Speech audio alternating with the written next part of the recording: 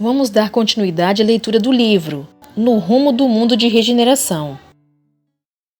É compreensível que isto aconteça, mas é muito preocupante constatarmos que nem mesmo o sofrimento nestes momentos desperta a sensatez, o respeito, a conduta severa e ideal.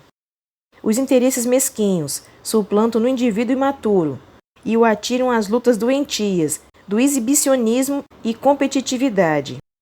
O espírita verdadeiro é discreto nas suas atividades, sempre vigilante com as suas más inclinações. Faz questão de ser simples e gentil, poupando-se aos comentários elogiosos e nem sempre edificantes.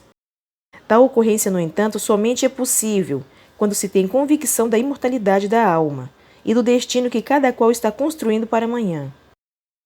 Especialmente os médiuns devem percatar-se de revelações de pavor, porém sempre contribuindo em benefício da esperança e da paz, de modo a estimular todos a um comportamento digno, mesmo diante de situações muito embaraçosas.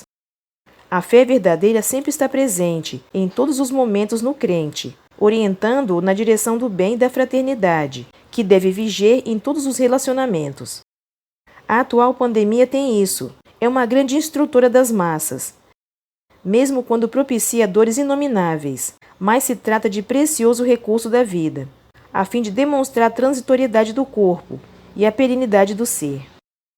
Mantendo em pauta os compromissos que nos diziam respeito, não deixávamos de atender o abençoado programa de desobsessão dos indivíduos, especialmente daqueles que se dedicam ao bem e atraem a animosidade dos espíritos impiedosos e perversos, que se comprazem em afligir e degradar.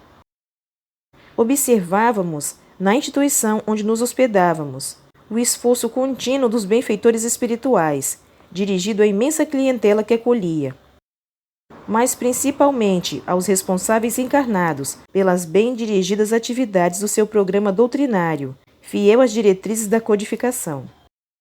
Observamos, por exemplo, que o presidente, verdadeiro homem de bem, era perseguido com inclemência por um grupo de espíritos que se denominavam como justiceiros.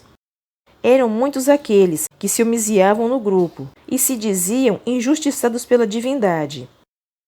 Através dos tempos, reuniram-se em uma comunidade de nível inferior, estruturando-se com os elementos de que podiam dispor, a fim de colimarem os objetivos que acalentavam nos sentimentos desvairados.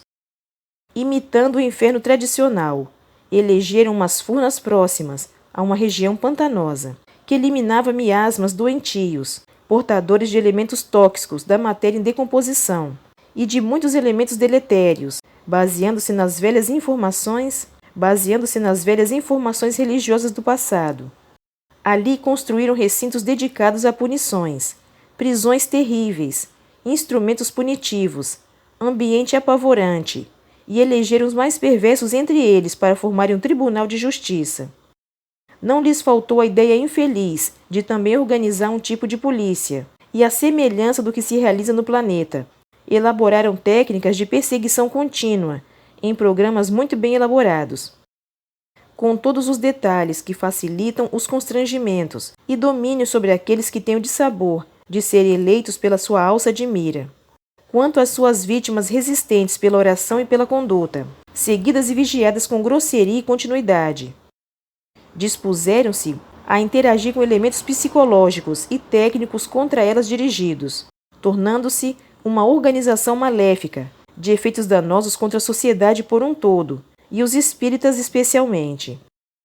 A questão contra os espiritistas fundamentava-se normalmente num sentimento de ódio espontâneo, porque nesses viam inimigos, isto é, pessoas que dedicadas ao Mestre de Nazaré e à ética do amor, da verdade e do bem, arrastavam muitos daqueles contra os quais eram hostis, investiam, portanto, com rancor e violência, atacando os seus calcanhares de Aquiles, o ponto vulnerável que existe em todos nós, perseguindo-os com inclemência.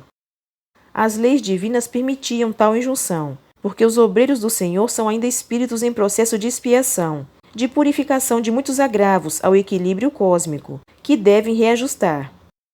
Por sua vez, permaneciam amparados, na medida em que se permitiam agir com elevação cristã, ou não se deixavam induzir pelos antigos vícios, nos quais eram estimulados, ou pelas chagas morais resultantes do seu comportamento atual. Muitos indivíduos possuem sentimentos nobres e desejam reabilitar-se, mas por indisciplina e comodidade, não lutam com o mesmo empenho para superar as tendências primitivas e tombam nas armadilhas bem elaboradas desses estranhos personagens que se atribuem o direito do mal para a vitória e comando das vidas terrestres, uma das suas utopias, filha do orgulho e do horror. Neste momento de aflições variadas, eles próprios, os justiceiros, denominaram um período como sendo de libertação, atacando com ferocidade os que a quem chamavam adversários, muitos dos quais têm caído nas várias ciladas em que foram atirados, vitimizando-se por descuidos morais e espirituais. Por outro lado, merece reflitamos que todos procedemos de um pretérito nebuloso, em que a opção do erro foi a nossa constante. Diante das incomparáveis bênçãos a que todos nos chegaram no transcurso do tempo, número expressivo que hoje está tentando refazimento nas hostes do amor e da verdade. Trazemos as chagas não cicatrizadas dos gravames que nos permitimos, mesmo quando advertidos e comprometidos em reencarnações formosas que não soubemos aproveitar. Essa mancha no caráter abre campo vibratório para sintonizar com esses elementos maldosos, que, sem dar-se conta, são transformados em instrumento das leis de justiça, que fingem conhecer. Igualmente, estamos no momento anunciado para a mudança do planeta, para a ordem superior, e nos encontramos informados muito bem deste período de transição para um mundo melhor. Enquanto nos renovamos e contribuímos para a mudança da psicosfera da amada Terra, nossa multimilenária genitora, teremos que melhorar vibratoriamente, ou alucinados e sem a decisão de avançar, seremos enviados para outro domicílio em nosso sistema solar, conforme já vem ocorrendo. Criminosos cruéis, liberados de regiões infelizes para desfrutarem de sua última oportunidade, estão renascendo desde alguns anos e infectando mais o mundo, tendo a dita de poder escolher o melhor comportamento, o que equivale a dizer o seu futuro espiritual. Quando vemos a hediondez, o cinismo, os crimes disfarçados que os indivíduos vêm praticando, especialmente neste momento de luzes e sombras, não temos dúvida de que uma terrível geração de entidades infelizes, quase demoníacas, encontra-se no cenário do planeta reencarnada, que ainda preferem a manutenção dos desaires e crimes hórridos que se comprazem. Leis absurdas elaboram, a fim de tornarem legítimos os tremendos e inomináveis crimes de destruição da família, de corrupção da juventude, de desrespeito à ética e a qualquer procedimento digno, em favor da leviandade e do mentiroso prazer sensual e degenerativo, levando-o a um retrocesso de conduta que já foi vencido pela evolução moral. É lamentável ver-se o vazio existencial, a falta de interesse das questões nobres da existência e a preferência pelas drogas, pelo sexo desalinhado, pela miséria e vitimismo, assim como a desconsideração por si mesmo, através de esportes suicidas, mais exaltadores da loucura egóica, ao lado das perversões e dos seus efeitos nos transtornos emocionais e doenças psiquiátricas que se permitem. Retornado de regiões muito primitivas e sem qualquer princípio de equilíbrio e de ordem, estabelecem as mesmas regiões nos imundos recintos que vão habitar por espontânea vontade, agredindo-se e afligindo a sociedade com seu estado de carência e de decomposição pessoal. Verdadeiros fantasmas deambulam pelas ruas, saindo dos montouros, em busca de mais uma dose, enquanto outros estão em funções administrativas e são extravagantes, irresponsáveis, geradores das situações às quais os primeiros se atiram sem pensar. Antigos soberanos e senhores poderosos na maldade e nas dissipações, devassos que degradaram nações e povoados, multidões e vassalos, soldadescas desarvoradas, que incendiaram aldeias ou escravizaram outros povos para se manterem na luxúria e na crueldade, volto a administrar sob os mesmos estilos, inspirados por esses inditosos comparsas que estão no além, na condição de justiceiros. A paisagem mental de todos eles, uns na miséria econômica e outros na moral, é densa e chocante. Em face do número de vampiros que os assessoram, ovoides e outros indefiníveis demônios que a imaginação desequilibrada pode mentalizar e construir de maneira fluídica. A limpeza espiritual, portanto, está sendo feita, desde algum tempo, agora no seu apogeu, sob o amparo da pandemia e de outras convulsões físicas do planeta em ordenamento das suas camadas e equilíbrio do seu eixo. Logo depois, porém, o sol do amor voltará a brilhar. A ordem substituirá o desalinho. O bem que sempre existe sobrepujará qualquer tipo de maldade. E o ser humano no seu habitat, querido e feliz, cantará hosanas e loas ao Senhor de nossas vidas. Cabe-nos, pois, agora e sempre, permanecermos vigilantes e ativos na encimentação dos valores que constituem e mantêm a vida em todas as formas de expressão. Em consequência, a população espiritual do momento é compacta e constituída por muito sofrimento, esperando que as bênçãos do Consolador diluam as faixas densas de ódio e dor, num amanhecer de alegria e ventura, conforme nos está prometido, e assim será. Terminada a Segunda Guerra Mundial, foram destruídos alguns campos de concentração e de extermínio do nazismo, e se teve a ideia de que as pessoas voltariam à sensatez, ao equilíbrio. Entretanto, o monstro das guerras continuou destruindo vidas e culturas. Novos campos de desespero têm sido criados, e os pensamentos de angústia, desespero e ausência de fé passaram a construir a psicosfera hoje mais intoxicada pelas edificações mentais dos deditosos variados. Os intelectuais da desgraça coletiva das massas funcionam como antenas desses espíritos que semeiam na filosofia as ideias de perversão, de anarquia, de destruição e de prazeres degradantes, aos quais se atiraram seus aficionados, e são responsáveis pelos infinitos males que corrompem a sociedade e os conceitos de viver. Teledirigidos por espíritos equivalentes a eles semelhantes, que ficaram na erraticidade, enquanto eles retornaram ao palco terrestre. São geradores dos infinitos problemas da humanidade. Felizmente, acima de todos eles, encontra-se Jesus e a sua filosofia do amor, que corrige e ampara, sem nunca deixar a sós aqueles que o buscam, na sua ânsia de serem felizes. A predominância dos instintos primitivos caracteriza estes dias, porém defronta os sentimentos de beleza e de amor que vicejam, embora muitas vezes asfixiados pela crueza dos atormentados.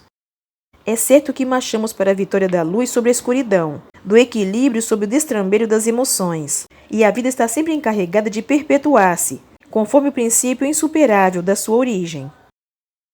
Aprofundando experiências.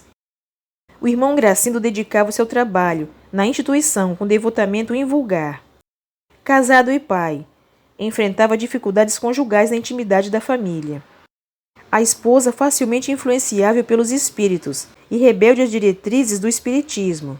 Criava-lhe muitos problemas, que mais o empurravam para o formoso refúgio espiritual da instituição. Os filhos, por sua vez, recebiam mais a influência da genitora, porque o pai era funcionário público, e o seu tempo era muito dividido entre os deveres remunerados e a obra social de espiritismo. A princípio, intentara muito em conduzir as crianças à evangelização, mas sempre encontrou resistência e dificuldades com a esposa, que se dizia vinculada a outra religião, embora não a professasse na conduta, como normalmente ocorre. Pode-se perceber que o quadro para perturbações estava muito bem organizado. Toda vez que as forças do mal queriam atingir o nosso irmão, utilizavam-se da atormentada mulher, ou de algum dos dois jovens, e de uma gentil menina. Muitas vezes, ele recebeu a ajuda direta dos benfeitores, através de Malvina, que o acompanhava com desvelo e amizade, no período em que nos encontrávamos hospedados na instituição que ele dirigia. Observamos o seu sofrimento silencioso. Nesse íntere, terrivelmente inspirada por um dos justiceiros, Dona Clementina apresentou uma queixa infame ao esposo, informando-o de que estava segura a respeito da sua fidelidade ao espiritismo, por causa da médium por quem estaria apaixonado. Tomado de surpresa, ante a suspeita feroz e caluniosa da companheira, ele elucidou-a, demonstrando-lhe a própria nobreza de caráter, assim como da médium missionária e abnegada. A princípio, o tema era abordado uma vez ou outra, mas recentemente se acentuou a situação, e ela ameaçou de provocar um escândalo, indo à sociedade para desmascarar a farsante e acusá-lo de adultério. A situação tornou-se grave, porquanto, apesar da quarentena, ele vinha com frequência ao núcleo, tomando as precauções recomendadas, a fim de poder continuar administrando, agora de forma virtual, portanto com muito mais trabalho do que anteriormente. Em a noite anterior, acoimado pelo doente obsediada, ele compreendeu que se tratava de uma urdidura para desmoralizar o trabalho e lançar difamações na doutrina espírita. Percebendo tratar-se de uma ação mediúnica perturbadora, evitou a discussão que terminava em desastre verbal e recolheu-se à oração, com entrega total da sua existência, em favor da divulgação da verdade. Um escândalo de tal porte refletiria nas milhares de pessoas que se beneficiavam de todos os recursos da instituição, e ele não sabia como agir com serenidade e em defesa da verdade. No momento em que orava, atraiu-nos e ao guia espiritual da casa, que o acompanhamos no conúbio mental com a espiritualidade, e lhe transmitimos forças e coragem para o enfrentamento com o obsessor. Inspiramo-lo a nada dizer à médium inocente, a fim de evitar mais sofrimento para ela, e vinculação pelo pensamento com a fonte criminosa, referta de energias destrutivas. Aplicamo-lhes passes dispersivos, a fim de que a tensão nervosa, resultante do diálogo agressivo, diminuísse. Continua no próximo vídeo. Obrigada pela sua companhia. Fique com Deus e até o próximo vídeo.